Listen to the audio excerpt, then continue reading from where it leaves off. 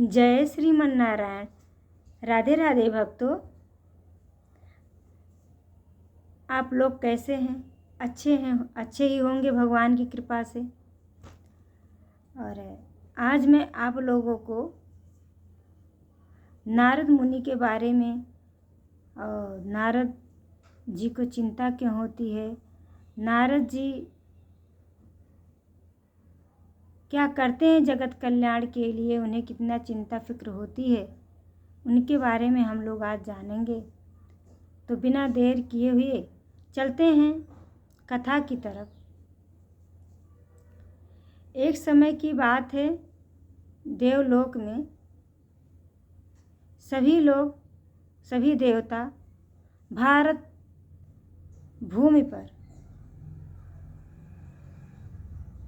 भूमि की सब लोग सराहना कर रहे थे। पृथ्वी पर उपस्थित भारत भूखंड की सभी देवता बड़ी सराहना कर रहे थे। सभी लोग कह रहे थे, धन्य है ऐसी भारत भूमि, जहाँ पर व्यास, वामदेव, कपिल, कणाद, हनुमान, जनक, वशिष्ठ, सुखदेव जैसे महान ऋषि मुनि हुए, जिन्होंने अपने तपोबल से भारत भूमि को धन्य किया। जहाँ पर अरुंधति, जानकी, सीता, सती, सावित्री, अनसुईया जैसी पतिव्रत धर्म का पालन करने वाली नारियां हुई। ऐसी भारत भूमि धन्य है, धन्य है, धन्य है, धन्य है। यहाँ पर एक श्लोक आप लोग को मैं सुना दूं, याद आ रहा है। गायन्ति देवा किल गीतकानि, धन्यमस्तु ते भारत भूमि भागे। भारत भूमि की सभी देवता धन्य धन्य कर रहे हैं। ऐसी भारत भूमि धन्य है जहाँ पर ऐसे लोग जन्म लिए, जहाँ पर हरिश्चंद्र जैसे सत्यवादी, कर्ण जैसे दानी, अम्बरीश जैसे भक्त हुए। ऐसी भारत भूमि धन्य है, धन्य है, धन्य है। ऐसी भारत भूमि की सराहना सभी देवता कर रहे हैं।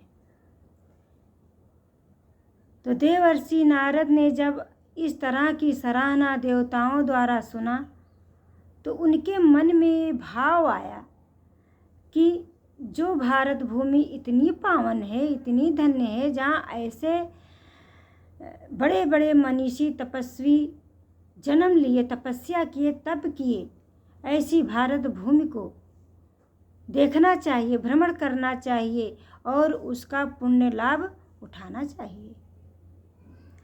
ऐसा नारद मुनि के मन में आया। तब देवर्षि नारद ने अपना बीड़ा उठाया और जय श्रीमन नारायण नारायण नारायण, श्रीमन नारायण नारायण नारायण, इस प्रकार से श्री नारायण भगवान के नाम का जाप करते हुए श्री देवर्षि नारद देवलोक से मृत्युलोक की ओर पृथ्वी भारत भूमि पर जो है आने लगे। भारत भूमि पर आकर के वो तमाम तीर्थों के दर्शन किए, तमाम तीर्थों का भ्रमण किए। जैसे कि तीर्थों में, तमाम तीर्थों का उन्होंने भ्रमण किया और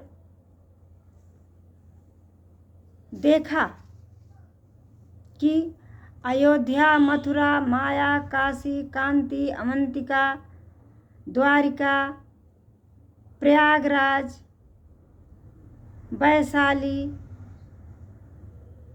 ऐसी तमाम जगहों का उन्होंने भ्रमण किया, लेकिन उन्हें कहीं भी शांति ना मिली, कहीं भी उन्हें शांति नहीं दिखी। हर तरफ उन्होंने देखा कि हाहाकार ही मचा हुआ है। पृथ्वी लोक पर पापाचार अपना पैर फैला रहा है।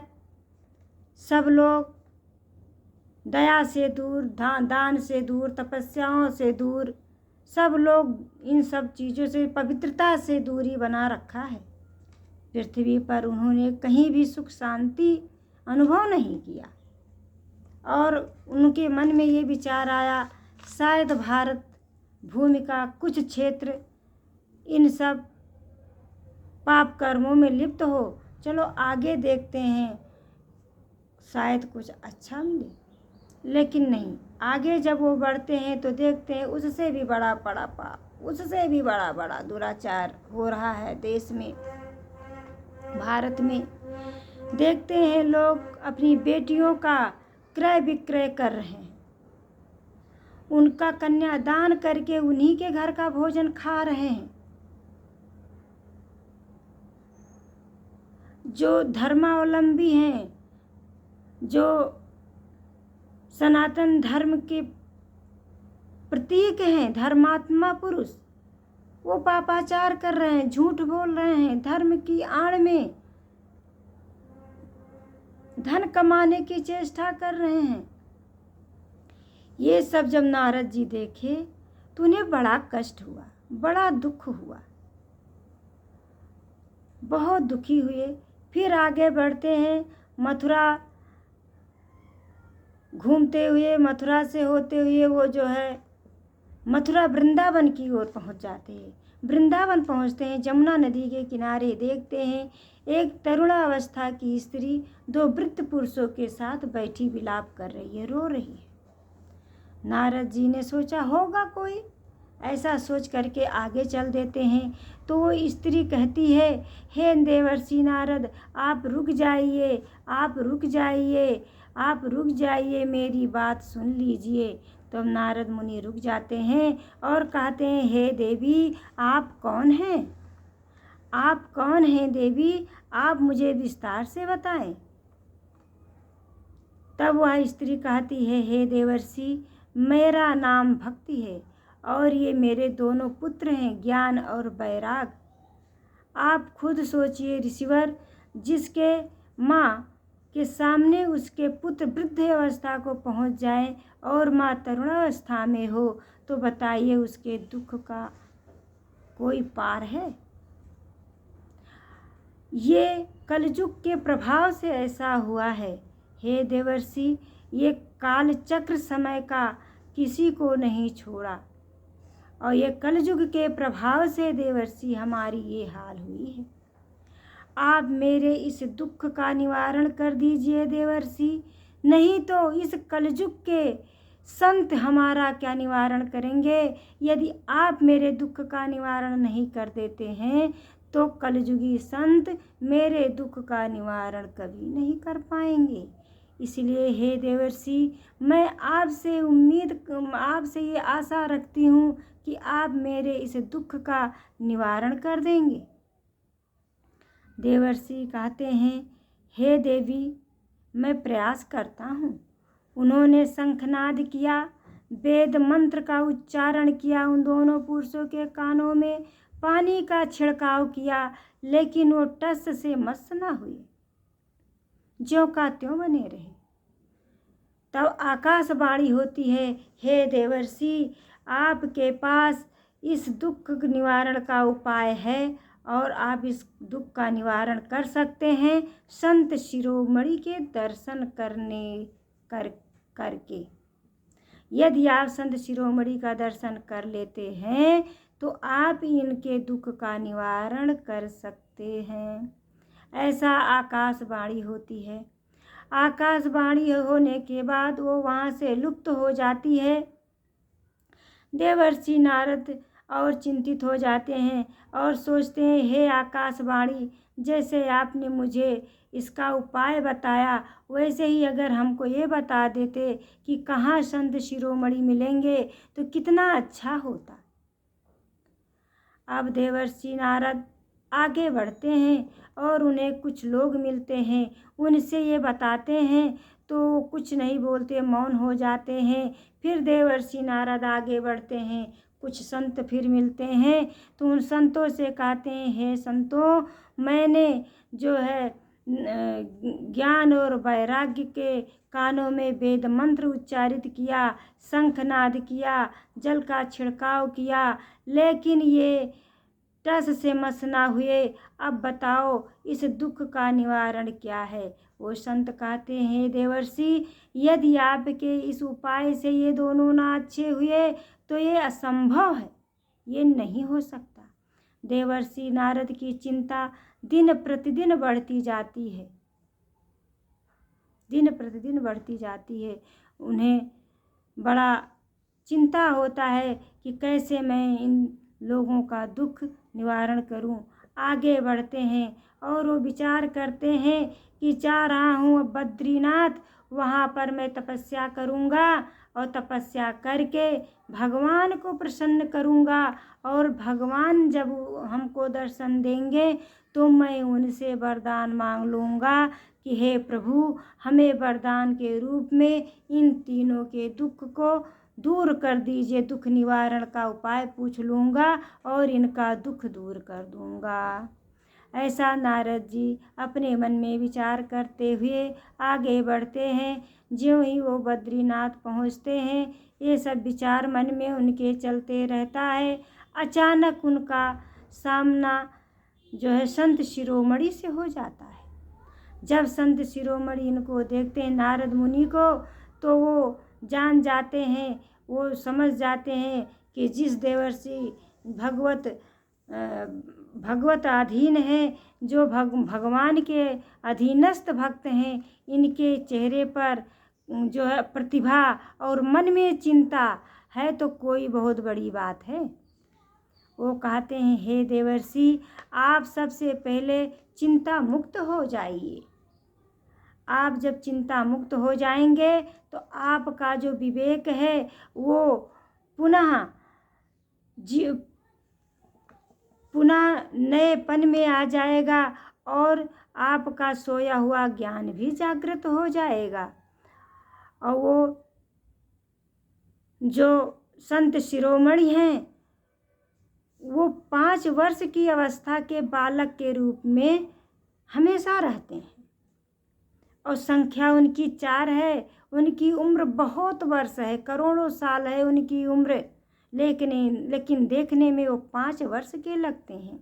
और वो संख्या उनकी 4 है। 4 लोग हैं वो, जिनका नाम है सनक, सनंदन, सनातन और सनत कुमार। इन्हें सनकादिक ऋषि भी कहा जाता है। ये ब्रह्मा जी के मानस पुत्र के रूप में भी इनको लोग मानते हैं। यही हैं संत शिरोमणि, जो नारद जी से मिल जाते हैं और नारद जी से कहते हैं, हे नारद जी, आप सबसे पहले अपना जो है चिंता दूर कर दीजिए, क्योंकि चिंता से विवेकहीन हो जाता है प्राणी, इसलिए आप अपने मन से चिंता को दूर कर दीजिए। कोई ऐसा समस्या नहीं है जिसका समाधान नहीं है, इसलिए हे नारद जी, आप चिंता मुक्त हो जाइए। फिर नारद जी अपने चिंता का कारण बताते हैं। कहते हैं, हे ऋषिवर, जो है ज्ञान वैराग्य की वृद्धावस्था और भक्ति की ये दशा देखकर मुझे बड़ी दुख है, आप ही इस दुख का निवारण कर सकते हैं। तो वहाँ पर सनकादिक ऋषि कहते हैं, हे देवर्षि, श्रीमद् भागवत पुराण में श्रीमन नारायण के लीलाओं का गुणानुवाद, ज्ञान भक्ति वैराग कौन, मुक्ति को भी मुक्ति मिल जाएगी, ऐसा उनका प्रभाव है।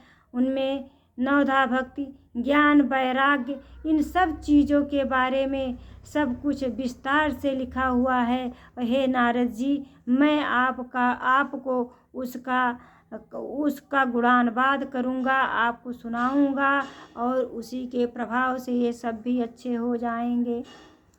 समय और जगह निश्चित हो जाता है। गंगा के किनारे आनंद घाट पर ये निश्चित होता है कि वहाँ पर जो है ब्रह्मदेव जो है सनकादिक ऋषि संत शिरोमणि कथा वाचन करेंगे, भगवान के लीला का गुणानुवाद करेंगे। इस प्रकार से वहाँ जितने ब्रह्मचारी थे सब इस बात को जान जाते हैं और पूरे विश्व में फैला देते हैं और सबको बता देते हैं कि जो है संत शिरोमणि के मुख से ये भगवान के लीला का गुणानुवाद होने वाला है।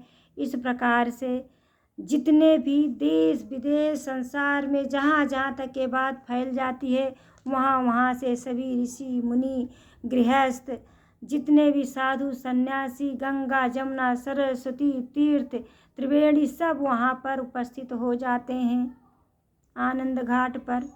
और पूरा वह गंगा नदी के किनारे वो पूरा जो है तीर्थ बन जाता है। जो है बहुत बड़े बड़े ऋषि जैसे भगवान